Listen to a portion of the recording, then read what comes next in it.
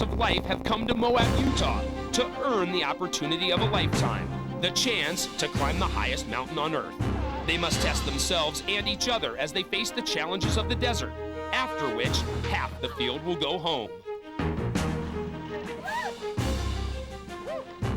24 face the Rocky Mountains, where cold, ice, and altitude determine the next round of elimination. The moment of truth has arrived as we reveal the final 12 who continue on this epic adventure.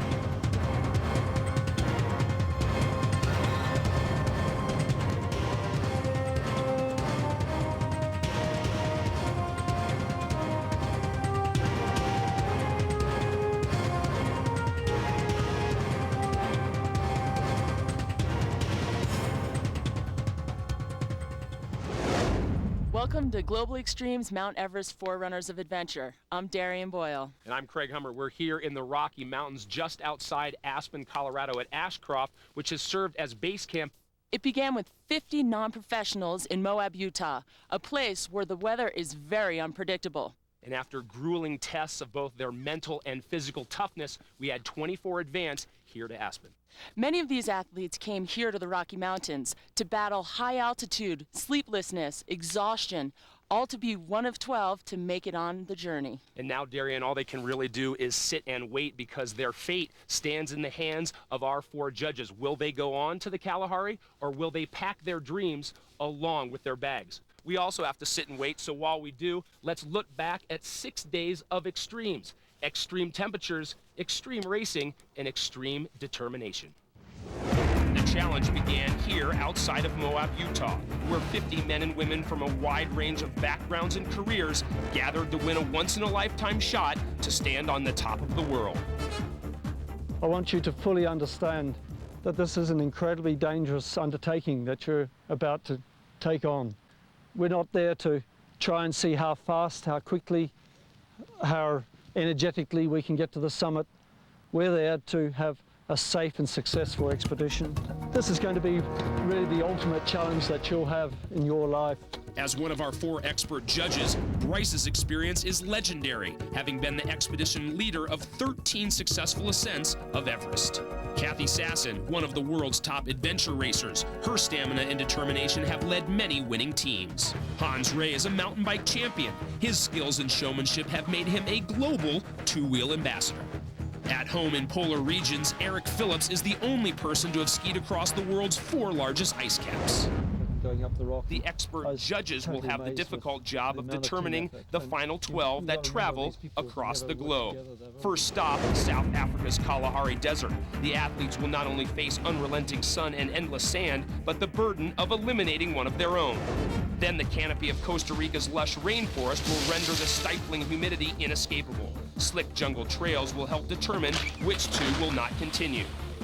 Then, Iceland's vastness will introduce the participants to severe cold and wind. Their challenge will not only be survival, but harnessing these elements. 5 will move on. Mount Everest, the ultimate goal in adventure. 5 will have a once-in-a-lifetime chance to stand on top of the world. Across the globe, the all-new Toyota 4Runner will serve as an integral part of every expedition. Global Extremes Mount Everest 4Runners of Adventure, presented by the all-new 4Runner, larger, more powerful, more capable. And brought to you in part by Yahoo Sports, the official internet partner of Global Extremes. Log on to sports.yahoo.com/Global Extremes for detailed information. And by Camelback. Get cool water anytime with Camelback hydration systems. Camelback, keep moving. And by Eureka, made to meet the challenge. Welcome back to Global Extremes. The rambling capillaries of the Colorado River have created the ideal extremes for the opening stage of our global expedition. Out of the starting gate, the racers will first face the frigid 50-degree Colorado River. Upon reaching the far bank, the saturated athletes set off on a trail run, navigating through ankle-twisting scree as they seek their way among the cliffside debris.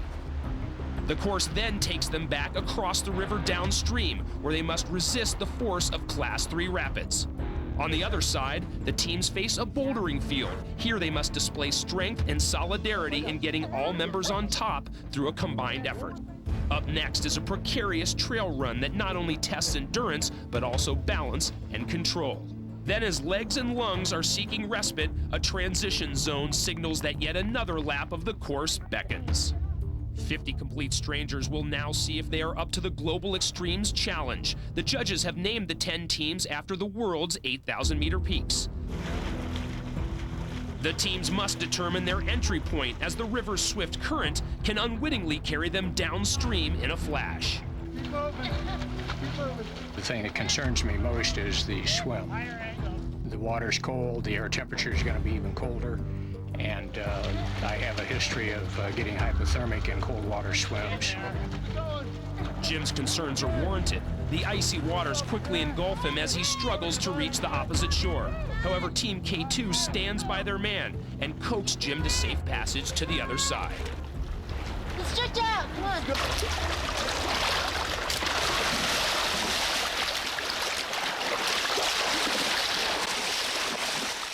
Many steps down the line, I have obviously some concerns about attempting Mount Everest.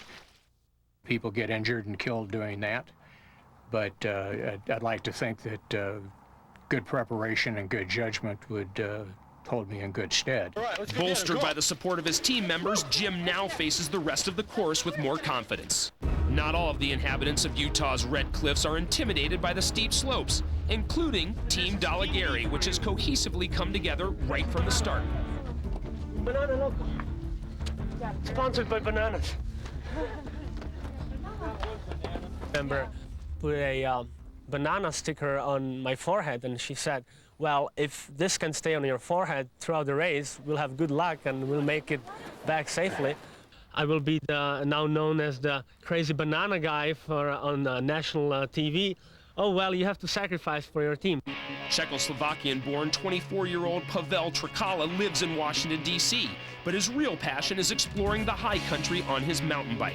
Pavel's travels have taken him to 5 continents and 58 countries. He also rode and filmed his ride across the Rockies in order to apply for Global Extremes. Team Lhotse receives a final briefing from Kathy Sasson. When you pick up your PFDs, you pick up all your stuff, wetsuits, everything, and you take everything with you for the rest of the course. You're not allowed to leave anything else here. Do you understand that? Yes. Were you listening? Yes. My background is in adventure racing, which is a sport that takes you across many different countries. So in one race, you would be mountain biking, climb, rappel, ocean kayak, river canoe. We cross jungles and glaciers and deserts and anything it takes to get to the finish line. What I'm looking for is a quality that I would choose in one of my own teammates. And when I choose my own teammates, I want to know that the commitment that they make means the same thing to them as a commitment that I make. Will it take more than a lucky sticker for Pavel and his team to maintain their pace?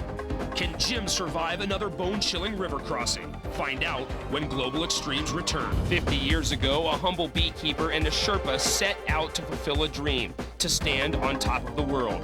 The global extremist hoping to climb Everest must not only display ability, but teamwork to reach the summit. Marine Eric Kapitulik knows teamwork is critical. Some of the same leadership things that I've learned in the military serve me well as hopefully when I have the opportunity to climb Mount Everest, meaning, you know, looking after your people and realizing what the mission is and what you have to do to attain that mission. 2 years ago, Eric, returning from a mission, faced an unforeseen event that would change his life forever. The helicopter that I was on and 10 of my men were on came in too low and too fast, struck the side of the ship with its right rear wheel.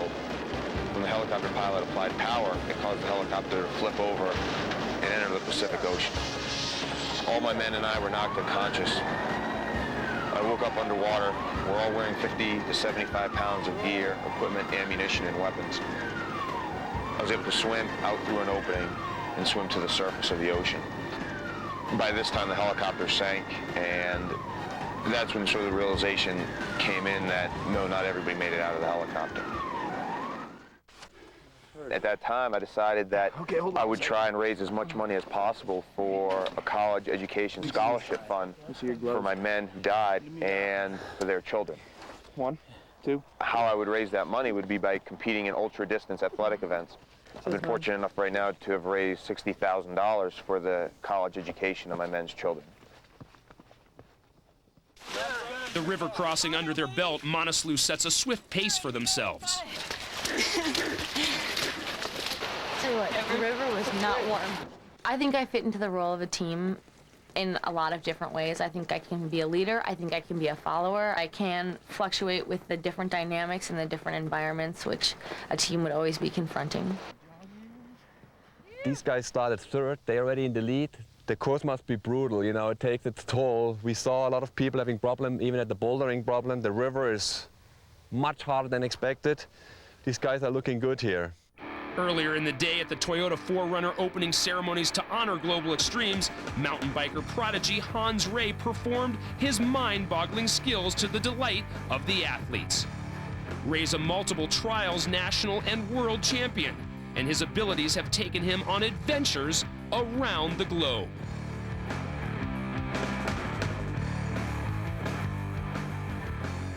Meanwhile, an inevitable moment is unfolding at the transition area. Guys, I'm going to bail. I don't trust myself getting back in the water. You what? I don't trust myself getting back in the water. Better part of safety for me is to. I think we can get you across. I don't know what. I think, personally, I think that Jim's probably making a really good call. I've been thinking about it for the last couple of miles. I'm sure you have. And I think it's the wiser thing for me to do. Well, let us carry your number. And it's like you're still there. What do you think about that? I'll be there in spirit. All right. It's the first time in 40 years that I've failed to finish an endurance event.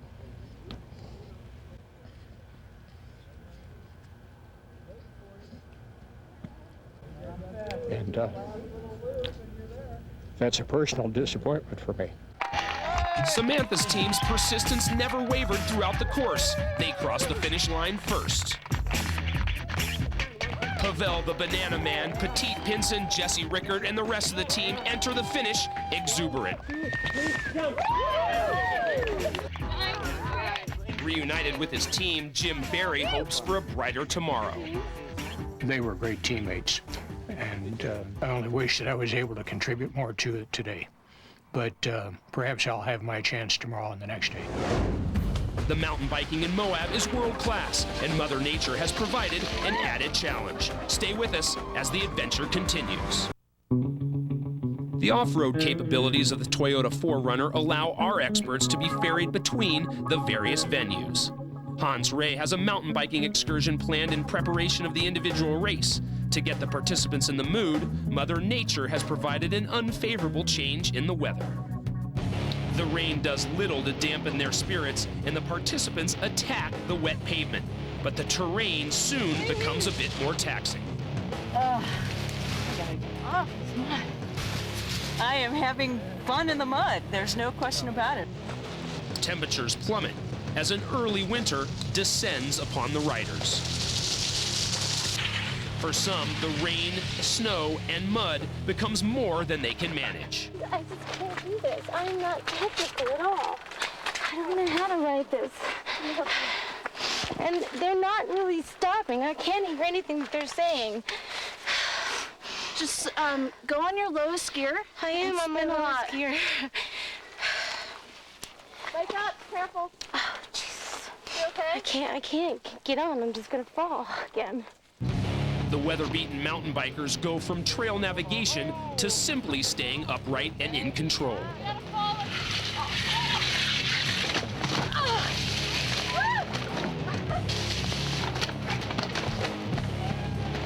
I'm pretty sure I'm gonna fall.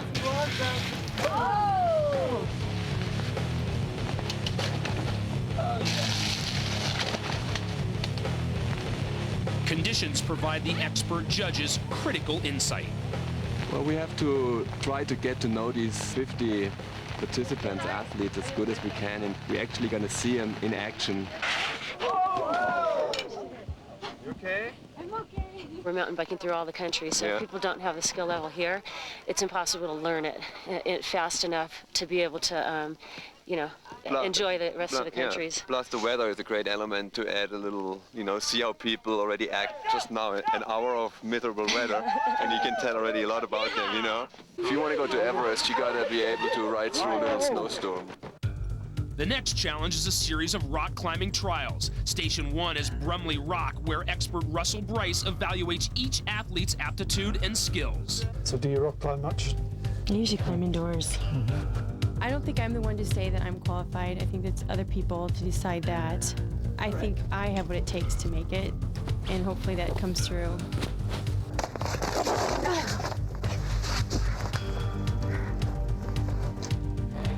Yeah, I'm fine. She's determined, and I think in her life she's probably very determined with what she does. But really, the technique's not there. So. Standing at 29,035 feet, Mount Everest reigns supreme over the world's highest peaks. Months of hard work and preparation by climbers can amount to failure if sudden storms and fierce winds render the summit impervious. Back in Moab, plunging temperatures present winter conditions at the lower climbing station. This is real alpine stuff now. Before I could see the valley on the other side, but everything's kind of obscured. It's a real tough test for the climbers, and by and large, they're doing really well. I've been chosen as an expert because of my interest and skill in snow and ice activities. I've ventured to the world's largest ice caps, to the South Pole, to the North Pole, and I think that gives me the credibility, I think, to work with the athletes. We're expecting warm, dry rock, and look what we've got. But that's part of the whole deal, and it's part of the path to Everest. Yes, so, definitely. I'm real strong and tenacious, and I'm good at making decisions on the fly. If the going gets tough, I can think real clear-headedly and make good decisions. I'm not scared at all of the experiences that I might be coming up to. I think it's going to be exciting. I also have it up here where I can actually push myself beyond what, if my body's telling me to quit, I can actually push myself farther than that. Will the thrills and spills of the mountain biking help determine the next round of elimination? Can Camille overcome her lack of climbing skills? When Global Extremes returns. With the climb over, the weather is once again spectacular. The participants have a final challenge, the individual endurance biathlon, an uphill mountain bike ride through the La Salle Range, followed by a trail run up and over a high mountain pass. Stationed on the course, the expert judges monitor performance. Go!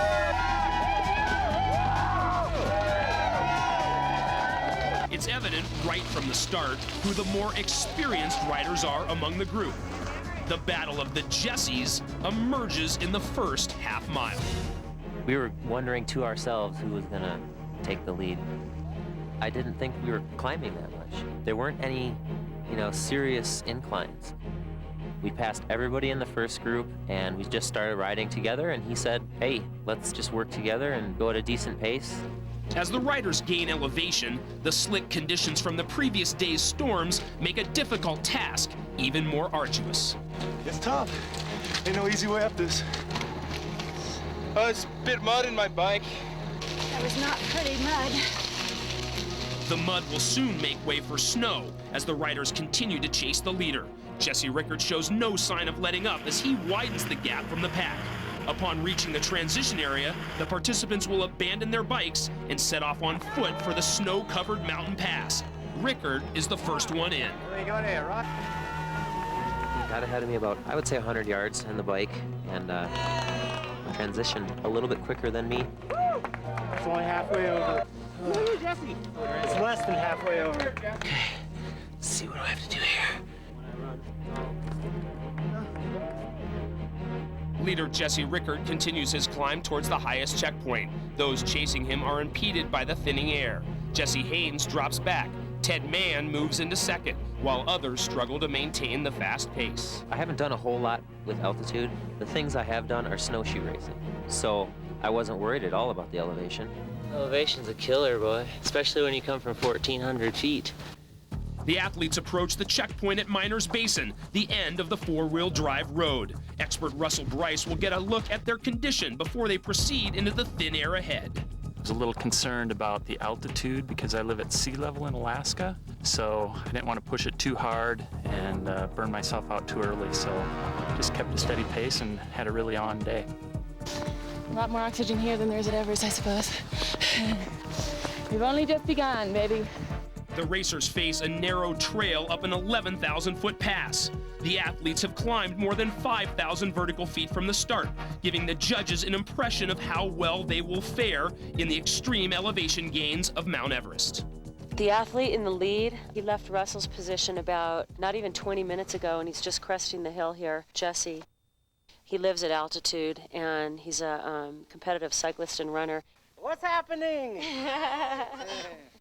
I've always felt really good at altitude. I think a lot of altitude is just being prepared for it and going slow and acclimatizing properly, and I've always been able to do that. I'm checked in As and Jesse free to go, Rickard right? crests the pass and begins his downhill run for the finish, the others who trail him continue to trek through the fresh fallen snow. As leaders, their battle is more strenuous in that they must break trail, further draining valuable energy. I'm gonna have to cross-check with these guys. Have you kept a consistent, even pace the whole way? I'm basically just regulating based on heart rate and respiratory rate.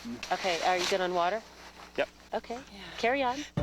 The fresh powder trail now stands between these athletes and a coveted top finish. Natural athletic ability accentuates race leader Jesse Rickard's dedication and conditioning. He now sprints to the finish in an incredible display of strength and endurance. All right, Jesse, nice job. How was it up there? The pass? Snowy. A lot of snow, how deep? Up to 2 feet. You're looking pretty fresh still. Wasn't that hard? Oh, it was hard. Emerging from the snow still in second place is mountain man Ted Mann of Aspen, Colorado. Accustomed to the altitude, Ted would love the opportunity to make it to the next round in his own backyard. The next two racers are Jessie Haynes and Colleen Inken. She's not only the leading female on the course, but at 39, she's also the oldest. Colleen continues to chop away at Jessie's narrow lead.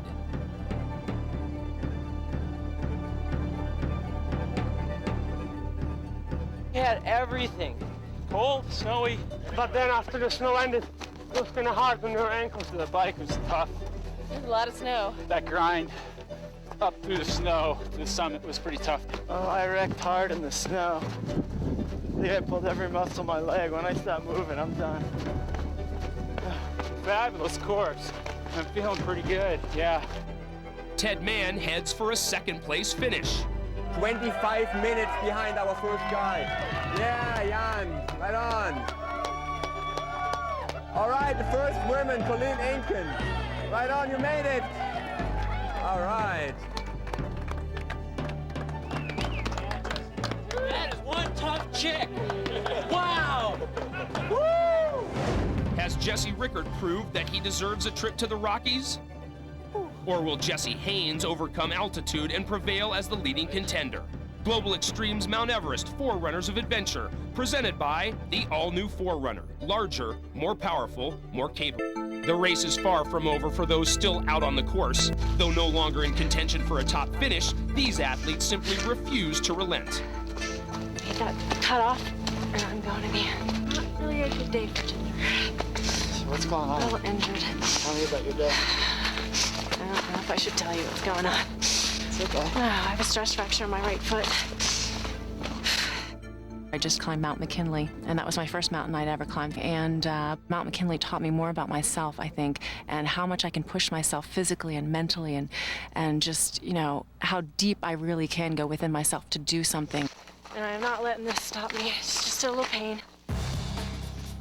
Oh, you made it. That's it.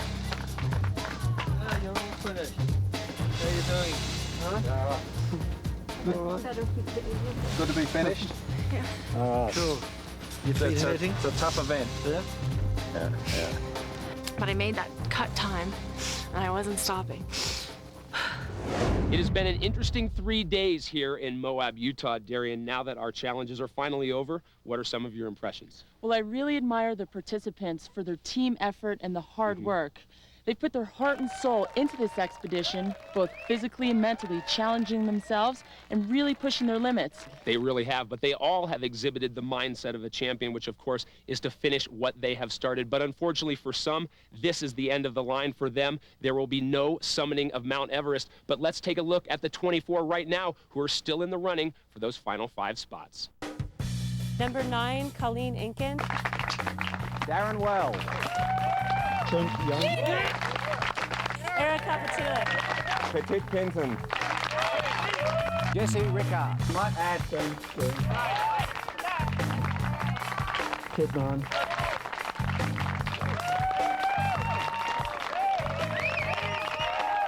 This entire weekend was just the most amazing experience. Oh, really right now. I'm so excited. This is a great opportunity for me. I tried my hardest. I did my best. Ended up like I thought. What did you find most difficult? I'm so happy. Excited. I'm going to be heading to Aspen. I'm looking forward to it. Even those not advancing found the experience a success.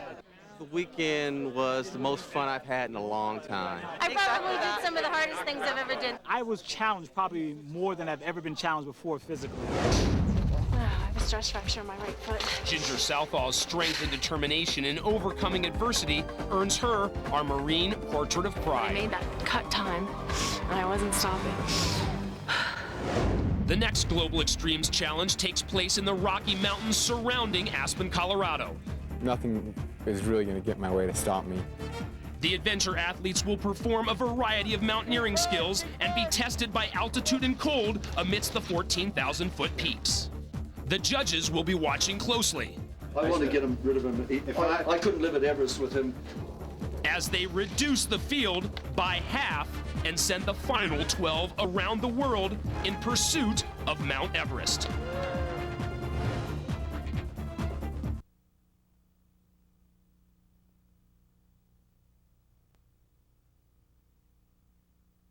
Tune in next Monday when Global Extremes travels to the Kalahari Desert in South Africa. 12 participants will take on intense sun, sand, and heat as they begin an around-the-world adventure. The athletes also face the burden of sending one person home.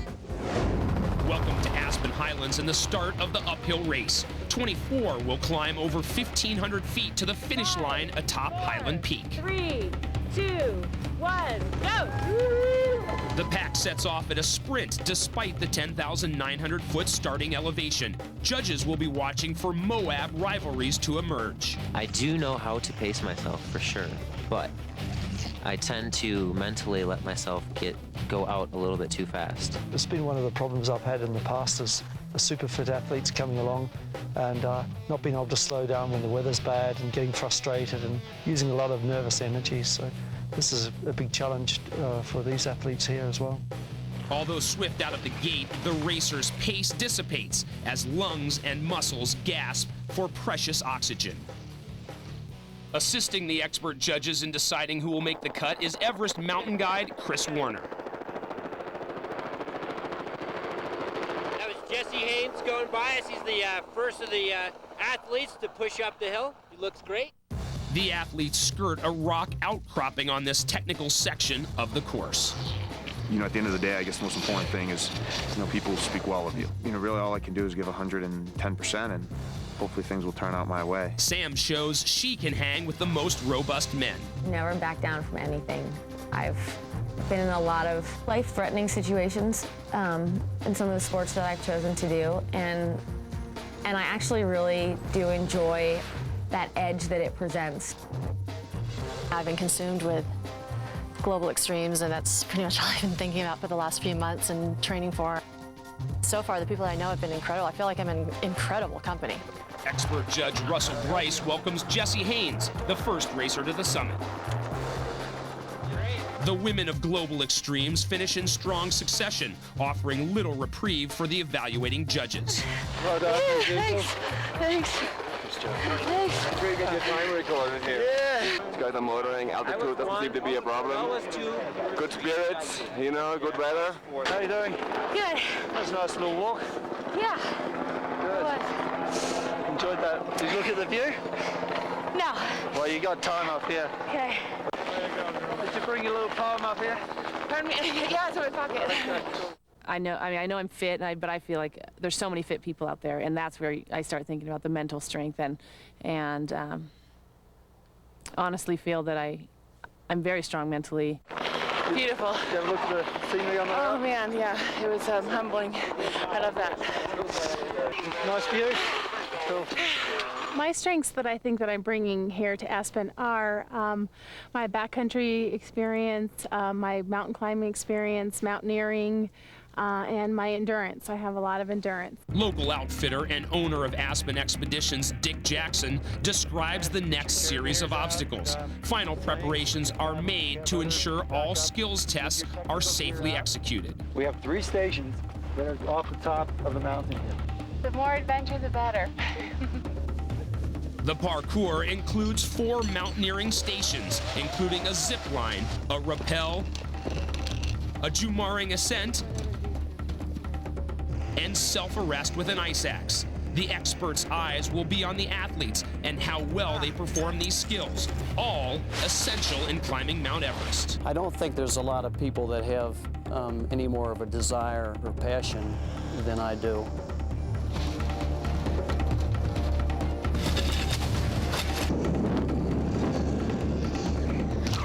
You see something happen and you want to get in the middle of it. If they're not clued up in that particular skill by the time they get there, then of course there are serious consequences.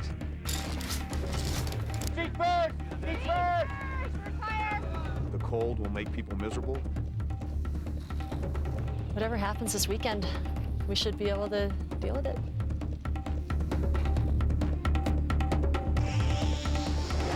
Are the Rockies going to prove too much for some? And which 12 are about to go on the ride of their lives? The answers coming up. Welcome back to Global Extremes. The historic Ashcroft Valley and the Pine Creek Cookhouse are the setting for the next leg of this expedition.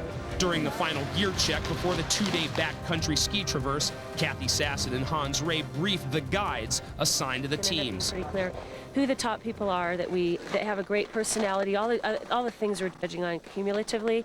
The hardest part of the middle people. The guide's insight and analysis is crucial in determining who will go on. They're going to put a show on for you guys. Everything is cool and hunky-dory, and you need the isolated incidents, and that's when they're lost, when they're really cold. One team draws negative attention. Karsten's Pyramid. Oh yeah, those guys. First of all, Ron was totally missing, and the team couldn't find him. They're not working as a team, and we threw these guys together on purpose for that reason. We start with Team McKinley. 3, 2. The expert judges have named the teams after the highest peaks on each continent. 1, go! Kilimanjaro, let's go! Good luck!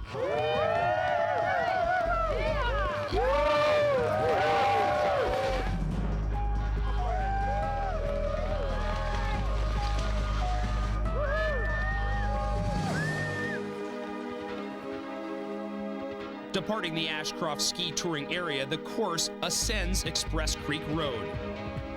The teams will travel more than 7 miles towards Richmond Ridge with an elevation gain of more than 2,000 feet, reaching their high camp near Goodwin Green Hut. Several crucial events begin to unfold as Team Aconcagua passes Karsten's Pyramid. Ron Dubois reveals his current condition. I'm setting pace because that's probably the slowest right now, so let everybody know that about my team. Got a real strong team, and this is just obviously pretty unfortunate. The problem is that right now, any sort of food he throws up. You must have some strategies in place for the next couple of days. What can you tell me about it? Really important to stick together, and like you said, it's 2 days, so we don't need to go out crazy and burn ourselves up in the first 2 hours. Now it's just kind of an uphill slog for a ways, so we'll just probably pick a good pace that works for everybody. Pretty early up, I noticed that there's quite a division. Not too much discussion about strategy and tactics. They're kind of going in 2 teams of 2 rather than 1 of 4. Do you want a chunk of sesame bar?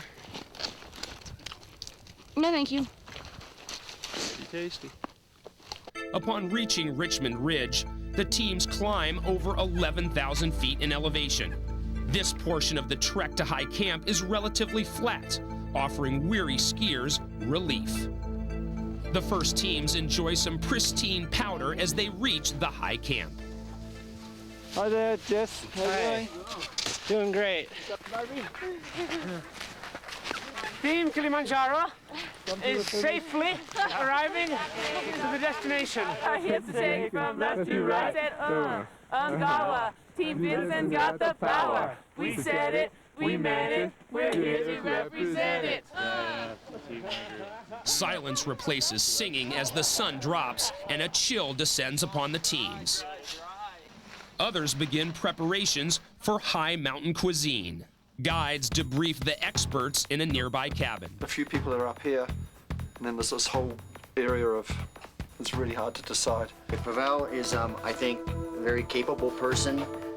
He always has to talk first. He's constantly seeking approval, and part of that it means that he's pulling away opportunities for other people. And in the process of doing that, he's really irritating the living nonsense out of those people. I'd have to say that Eric stood out. Yeah. Which one to go to Everest? Today, I would pick... Deliberating continues well into the night. The early morning departure simulates a summit day bid on Everest. In order to reach the summit and return safely, climbers leave the highest camp as early as 3 a.m. This may well become a scene to reminisce over for those final 5 that make it to Mount Everest. I dare say that at some stage they'll witness a trail of headlights stomping up a steep hill. Day 2's 12-mile traverse continues along Richmond Ridge via the Barnard Hut. Then they head towards the finish line atop Aspen Mountain, but the course still contains unforeseen challenges. You guys came here. My mate's buried. How many? My mate is buried. How many? How many buried? Calm down. Okay. Calm down. Calm down. Just my mate. The teams must work diligently in performing a simulated life-saving drill. Go ahead. Where's your buddy at? I got a reading. This way. Pick it up. Bingo. Got it. All right, we got him. Upon finding the avalanche beacon, the teams must next prepare a rescue sled for an emergency evacuation. Take a spin. You secure the leg. We'll search for Put this. that extra bar slot. No. They must work in unison to save the incapacitated victim.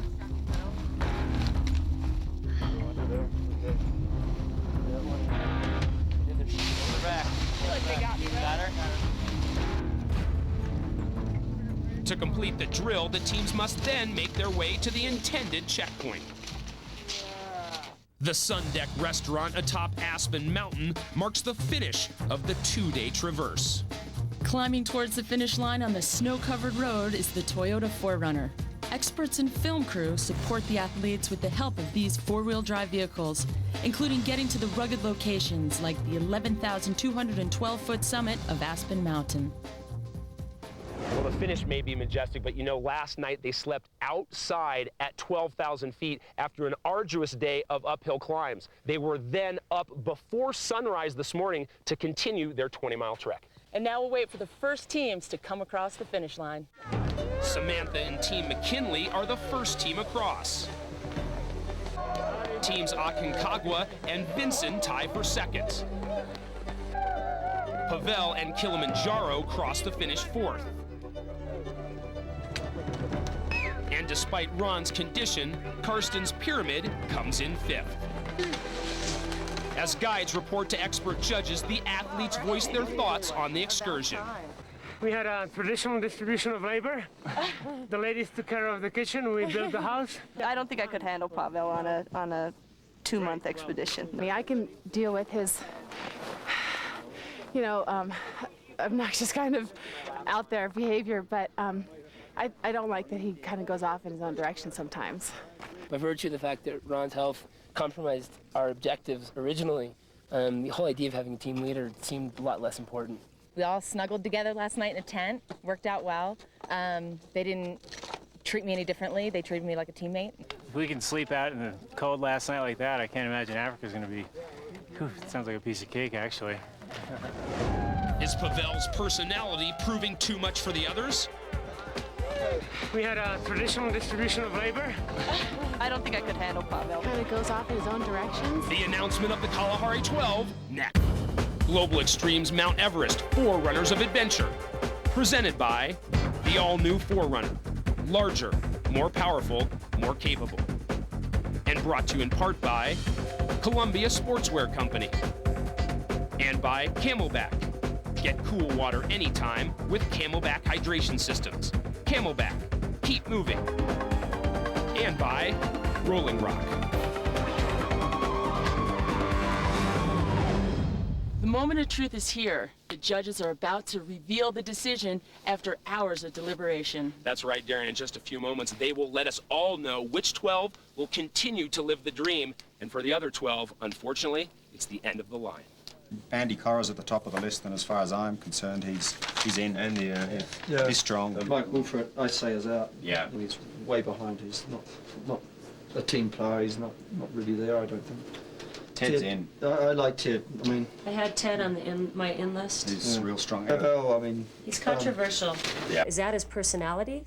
Is that genuine, or is it for show? Absolutely. Yeah, Definitely. he's really loud. I mean, I get really annoyed with this guy. He was entertaining, I but think now he's very lively. he's grating on me.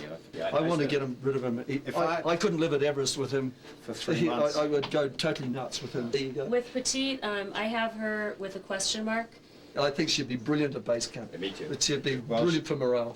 I think she should be in. I think she should be in to be able to have the experience, and let's see what happens. I have to say. Colleen has been on my top list the whole time. She's been solid and strong, quiet leader. She's been one of the strongest women, from the outset, from the early days in Moab, and she's still performing well. So, with no further ado, we need to name the final 12 that will move on from here. So, congratulations to those who move on, and my condolences to those who will be going home. Number 42, Ted Mann. Number 22, Jesse Haynes. Number 19, Petite Pinson. 21, Troy Henkel. 46, Andy Corra. 45, Trent Young. Number 9, Colleen Inkin. Number 26, Jesse Rickert. Number 54, Sam Gehring. Number 13, Eric Capital. Number 31, Darren Wells. Number 12, Hamza.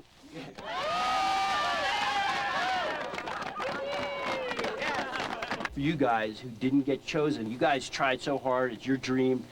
It was taken away from you for things that you might have had no control over, but just remember, just because you're not getting there this time, that dream is still so valuable. Don't give up the dream. Keep pushing. It's worth it. All right. Yeah.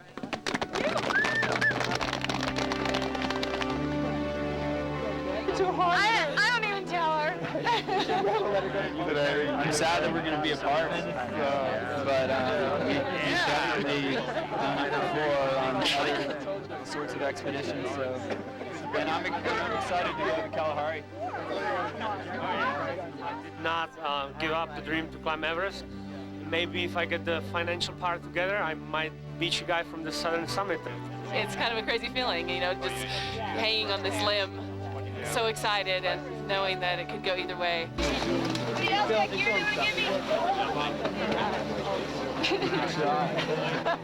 The 12 adventure athletes have earned the right to continue on to the scorching sun and sand of South Africa's Kalahari Desert. This wild environment is the backdrop for a series of endurance challenges. I think the scariest thing in the Kalahari is the heat. Hey, man. Their survival skills are tested as temperatures soar past the 120-degree mark. The bottom of my feet feels like I'm walking on coals already. The global extremists continue to simulate the necessary skills needed for Everest. This breathtaking landscape holds numerous obstacles that will test their limits, both mentally and physically.